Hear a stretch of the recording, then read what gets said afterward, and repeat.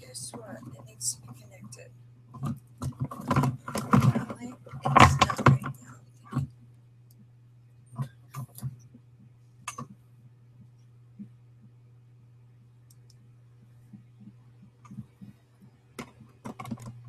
Audio's good.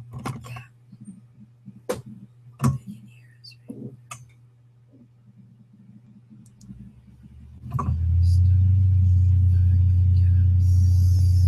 There you is. Now we're talking What language is that? English. English slang. No, I know what language that is. I know you do.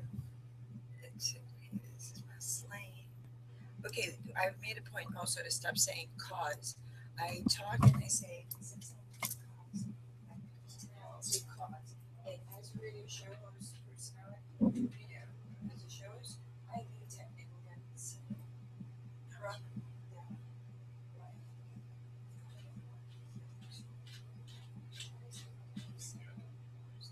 Okay, good. And listen, your focus, the rest is a little light over here. That one. Oh, I'm so sorry for the smell of food. I don't like having smell of food in the house. That's why I cooked it. Oh, we're live right now as I'm doing all this. Oh, Great. are we live on the No, radio? no, we don't know right now.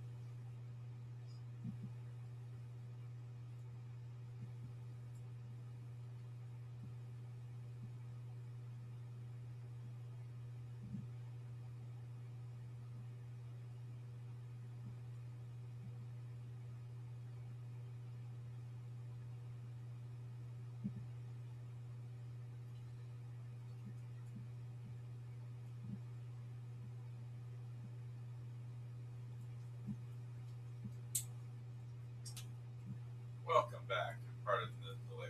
You're listening to A Path to Wellness on rhinoanair.com, WSPF, Digital Broadcasting.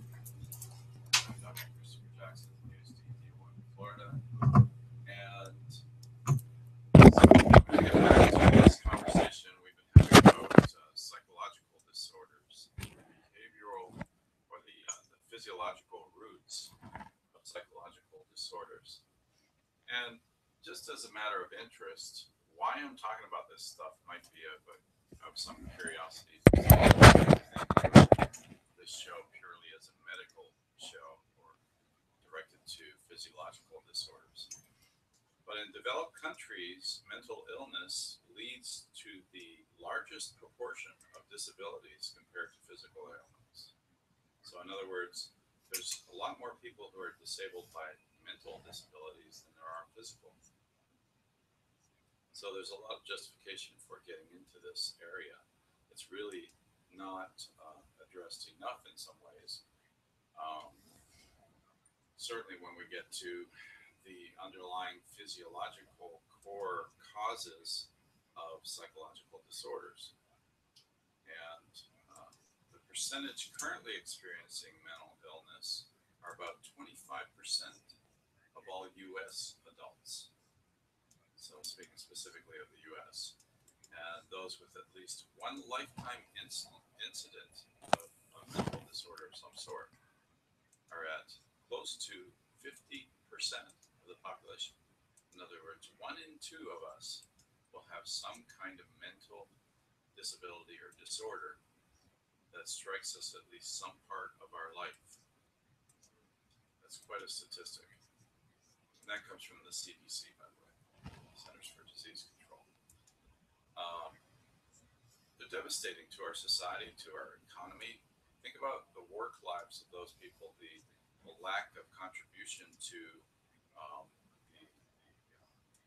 the productivity of our society by having that many people who are disabled at least part of their lives so they can't function in society properly. So this is a major issue. Um, and my view on it has several components, but primarily it's looking at the natural underlying causal factors and then how to treat those in a natural way, how to address them in a way that doesn't further poison the mind of the individual, essentially, or the body, by doing something more natural. Um, so, from this point of view, certainly there is an area of psychiatry that I'm doing some work in helping to address as well in my research. But it's been well developed and established, mostly, I would say, in Canada, where I'm from, and certainly Toronto is a big hub of it, which is just south of where I'm from in Ontario, Canada, originally. And people like Abram Hoffer helped to develop this field of orthomolecular psychiatry, but really a lot of its start came with Linus Pauling, and I'll get into that a little bit as well. But looking at from an orthomolecular point of view, all psychiatric conditions can be considered to have underlying physiological root causes. And unfortunately, in the conventional system that we have in the United States, everything gets separated out and defined as separate from everything else. And my point of view has always been, and certainly I'm trying to expand that somewhat by getting into behavioral medicine as well as having the physiological area as well, is to look at everyone holistically, the whole person, everything interacting, and how they all relate to that person's syndrome. You know, every one of us has our own, you could say, our own individual syndrome. You know, we have our own disorders, we have issues that affect or that are manifested in our health. Every one of us, there's something, you know. So even those of us who are at the top of wellness and so on are experiencing something physiologically that might be disturbing. It could be sleep, it could be a little bit of aches and pains, could be headache, dizziness, you know, maybe some glucose metabolism issues or you know, hypoglycemia, diabetes, all these different kinds of things, hypertension, many things are manifest in our individual health. Each of us has some of those things, maybe one even, but we have something. So something physiologically can be tied to underlying causes. Okay. And then it may manifest even in behavior. For example, anxiety is a very common one. So many people are so anxious in this country. And a lot of it has to do with how much stress everyone's going through. I mean, it's just a lot of stress. It's very burdening and overwhelming for a lot of people how much stress they have to go through in the culture of the United States and in the work world of the United States, where people are not generally looked out for very well. I mean, it's that mindset of independence that's carried, in some cases at least, a little too far. You know, people are too much on their own. There's not a lot of societal programs backing you up in the United States if you're having trouble. So, whereas around the world, there's a lot more of these kinds of social programs that help people when they get down. So you're kind of on your own in a lot of ways in this country. Then if you add to that picture a psychological disorder where you can't function in terms of actually accessing any programs that might be available because you're too caught up in some world outside of reality, it further complicates that issue and adds to the level of disability. So anyway, that's kind of a quick explanation of why this is so important to me to go into additional education into studying behavioral medicine and to even talking about these topics on my show. There is a physiological cause to these things. It doesn't just happen. And it's not all in your head.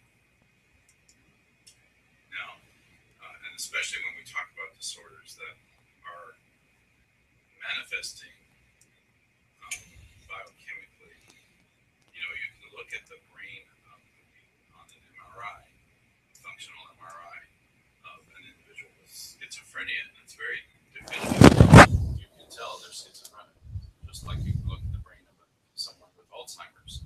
You can tell they have Alzheimer's. There's ways of differentiating some of how that pattern shows on the brain. So this is a physiological issue that then has a psychological diagnosis. And, schizophrenia is particularly devastating and disruptive to the life of an individual and their family. You start to lose touch with somebody because they have a psychological disorder. You're losing at least part of that person. You have that same relationship. You can't maintain it because they have perhaps paranoia or they have odd thoughts going in their minds where they can't communicate appropriately on a regular basis. Things like that.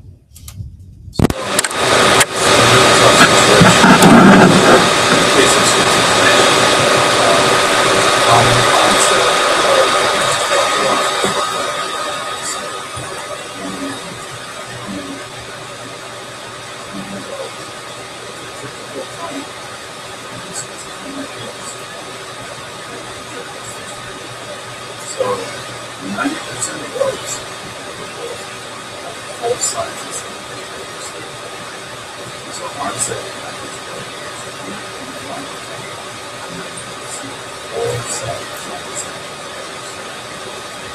it's about age 27 for women.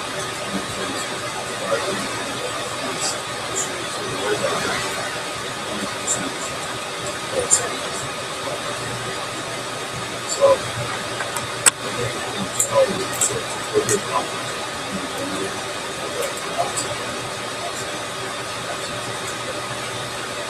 on average, 10% of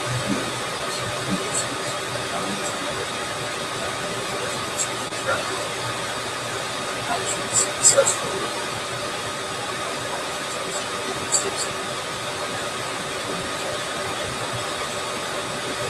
suicidal attempts, whatever paranoia or all of these experiences.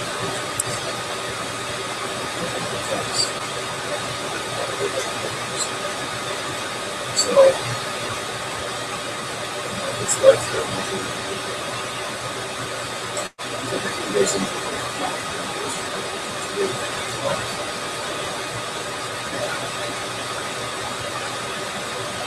so, although it may be a little scary to deal with, it's actually all sorts of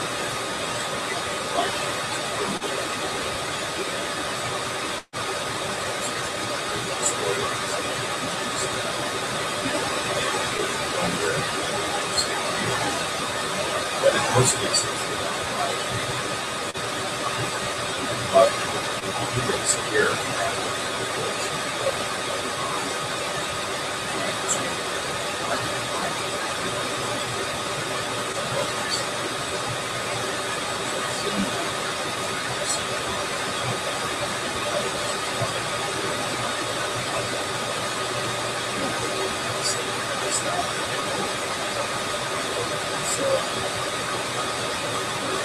There is a scary aspect.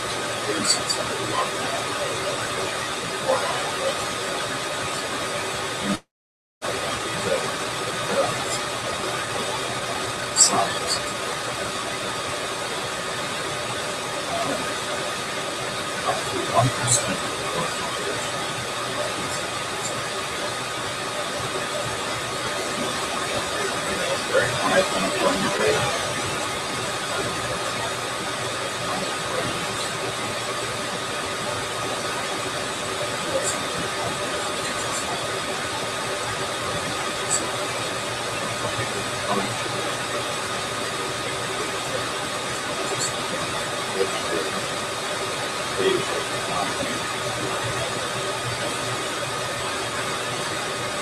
So it's estimated that this disease costs the U.S.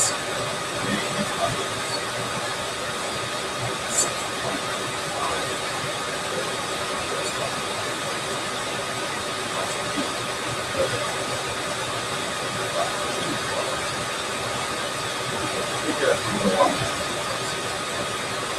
save our economies huge amounts of dollars, and then be able to reinvest that.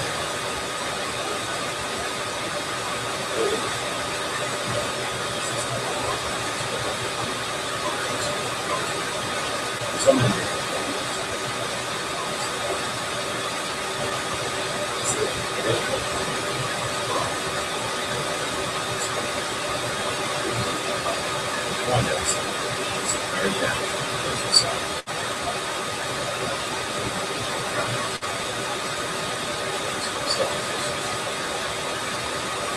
So, with all of this large economic and societal burden,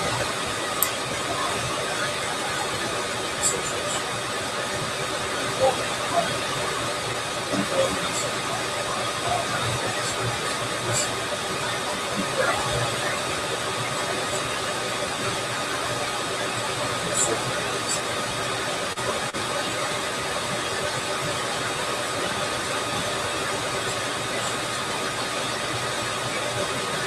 so since in the U.S.,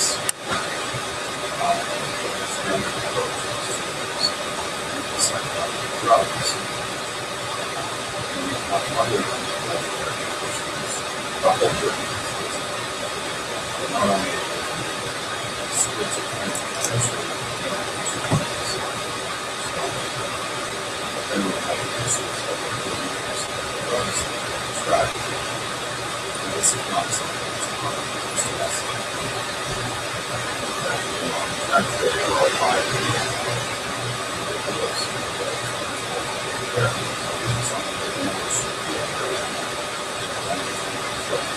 These drugs are dangerous. Any psychotic drugs, a lot of side effects, very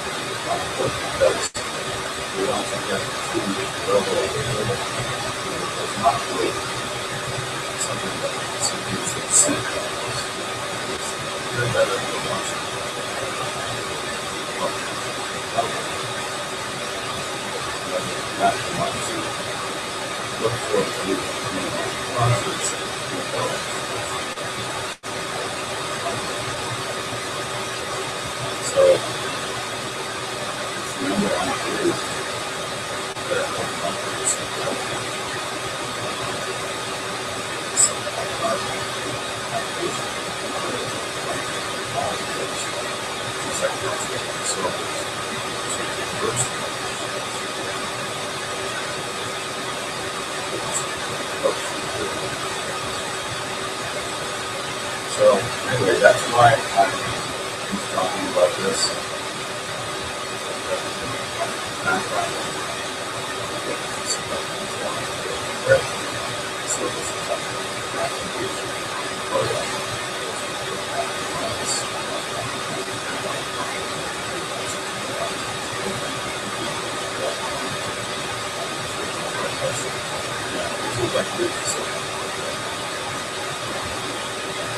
Practice.